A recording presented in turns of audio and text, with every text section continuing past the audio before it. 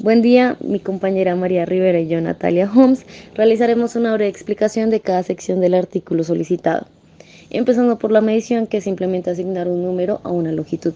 En cambio, la metrología es la ciencia de las mediciones, encargada de establecer y estudiar reglas para hacer mediciones precisas y confiables.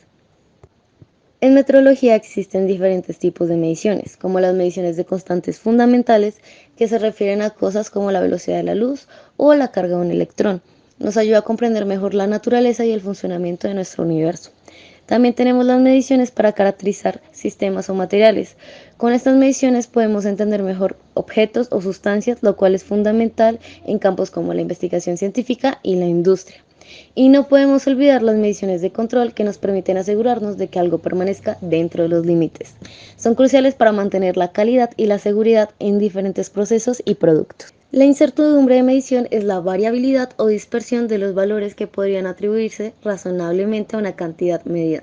En otras palabras, cuando realizamos una medición, siempre existe cierta incertidumbre en el valor obtenido debido a pequeñas variaciones aleatorias. La incertidumbre de medición se calcula de diferentes maneras, dependiendo del tipo de medición y de las fuentes de incertidumbres presentes. Se pueden utilizar métodos estadísticos o informativos proporcionados por proveedores o fabricantes. A pesar de la incertidumbre, podemos reducir su impacto utilizando técnicas adecuadas de medición, realizando mediciones repetidas y utilizando instrumentos de alta precisión. También es importante tener en cuenta la incertidumbre al interpretar y comunicar los resultados de nuestras mediciones. Existen diferentes tipos para evaluar la incertidumbre de una medición. Uno de ellos es la evaluación tipo A, que se refiere a métodos estadísticos a partir de una serie de observaciones experimentales de una magnitud que varía de manera aleatoria. En este caso, la mejor estimación de la incertidumbre estándar se obtiene a través de la desviación experimental. En cambio, la evaluación tipo B es aquella que evalúa la incertidumbre utilizando medios diferentes al análisis estadístico. En este caso se basa en datos o información proporcionada por el proveedor o fabricante, como certificados de materiales de referencia, certificados de calibración de instrumentos, catálogos, manuales y especificaciones técnicas, entre otras. Seguramente se preguntarán cómo se combina la incertidumbre estimada mediante la evaluación tipo B con otras fuentes de incertidumbre identificadas. La incertidumbre estimada mediante la evaluación tipo B se combina con otras fuentes de incertidumbre identificadas y cuantificadas empleando los métodos de evaluación tipo A y tipo B. En metrología, la estimación de la incertidumbre asociada con el resultado de una medición se realiza siguiendo 4 pasos claves. El primer paso es la especificación del mensurando. Se describe o enuncia lo que se está midiendo, incluyendo la relación entre el mensurando y los parámetros de los cuales depende. El paso 2 es la identificación de las fuentes de incertidumbre. Se enumeran todas las posibles fuentes de incertidumbre que pueden afectar la medición, incluyendo aquellas que contribuyan a la incertidumbre de los parámetros especificados en la relación mencionada en el paso 1.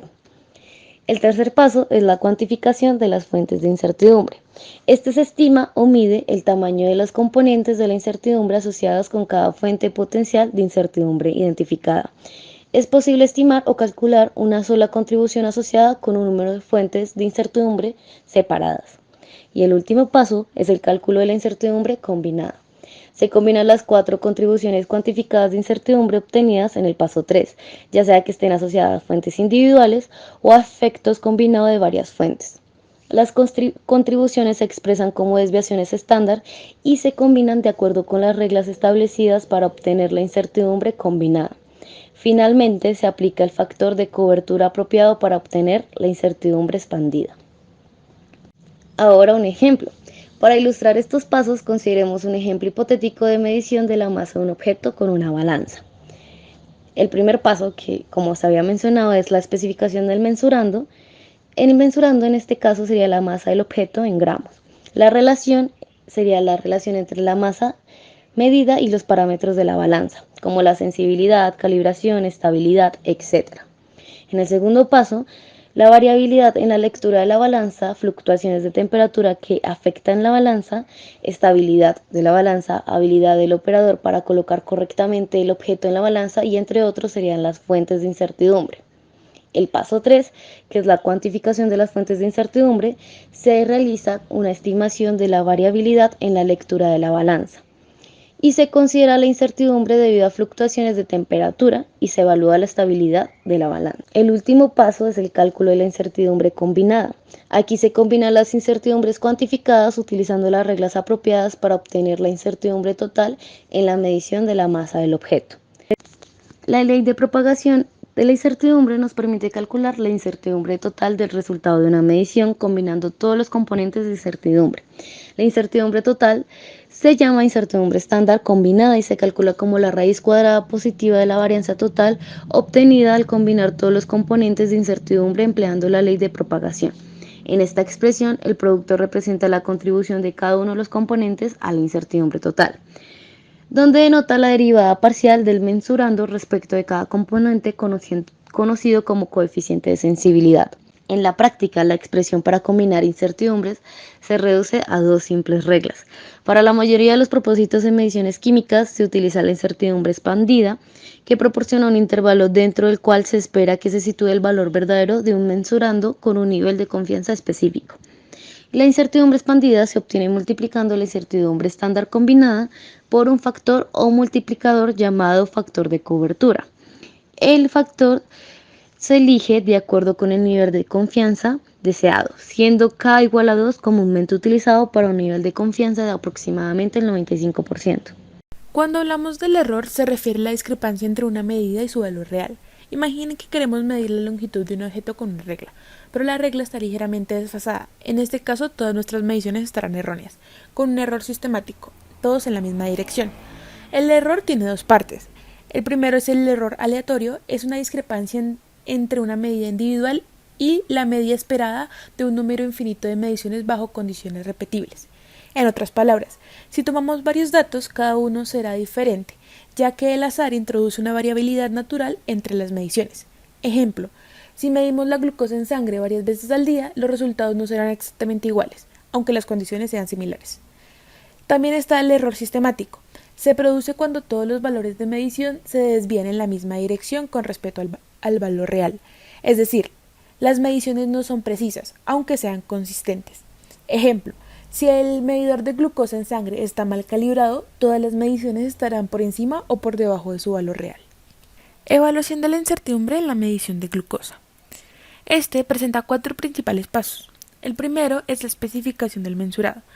En este primer paso, implica en describir el proceso de preparación de la muestra y su relación con el mensurado. Este tiene un esquema del proceso de preparación de la muestra. Además, hay unos cálculos, en donde el mensurado en este problema es la concentración de la glucosa, la cual depende de la absorción de la muestra, la absorción del patrón y la concentración del patrón. El paso número 2 es la identificación de fuentes de incertidumbre. En esta etapa se enumeran todas las fuentes de incertidumbre que pueden afectar el valor del mensurado. Tenemos la etapa número 1, que es la preparación del paciente. En segunda etapa tenemos el muestreo. La tercera es en el medio en que se encuentra la muestra después de la separación de los elementos formados en sangre del plasma. La cuarta, la preparación de la muestra. Y la quinta, la medición. En el paso número 3 tenemos que se enfoca en cuantificar las fuentes de incertidumbre que influyen en la medición de la glucosa en suero o en plasma. Este paso es fundamental para comprender y reducir la incertidumbre total en el proceso. La primera tenemos la preparación del paciente. La incertidumbre estándar relativa se calculó en un 5% relativo. La segunda, el muestreo. Se estimula una contribución de incertidumbre del 1.7% relativo. La tercera es el medio en que se encuentra la muestra. Se estima una contribución de la incertidumbre de 1.39%. La cuarta, la preparación de la muestra previa a la medición, que en este caso se tomaron medidas para minimizar la influencia de la temperatura del baño, tiempo de incubación, profundidad y agitación. En el quinto es la medición. La incertidumbre de la absorción de la muestra del patrón está sujeta únicamente a la relatividad del instrumento. Como paso número 4, tenemos que explicar los cálculos de incertidumbre combinada y los que se ven en la figura, que muestra los cálculos de concentración de glucosa y la incertidumbre combinada. También hay un cálculo de concentración de glucosa en donde se utiliza una ecuación para calcular la concentración de la glucosa, que depende de la absorción de la muestra. Y también hay un cálculo de incertidumbre combinada. Entonces, como resultado final, obtenemos que la incertidumbre combinada asociada al valor de concentración calculado, esta incertidumbre combinada tiene en cuenta la repetibilidad del instrumento, la incertidumbre de la absorbancia y la incertidumbre del patrón. El resultado final representa la concentración de glucosa con una incertidumbre expandida. Esta incertidumbre expandida se calcula utilizando el factor de cobertura K igual a 2, lo que genera un intervalo de confianza de aproximadamente el 95%. Como conclusión o comentario final, tenemos que las mediciones realizadas en el campo de la química clínica son de suma importancia debido a su impacto en la salud humana. Por lo tanto, los laboratorios que brindan servicios de análisis clínicos deben ser conscientes de la responsabilidad al proporcionar información crítica a la población. Es esencial que los laboratorios integren sistemas de calidad en sus operaciones para ser más competitivos y cumplir con los requisitos de acreditación. En resumen, este artículo no solo busca proporcionar una evaluación detallada de la incertidumbre, sino también simplificar la metodología para su cálculo. La incertidumbre desempeña un papel fundamental al garantizar la trazabilidad y la confiabilidad de las mediciones en el ámbito de la química clínica. Gracias.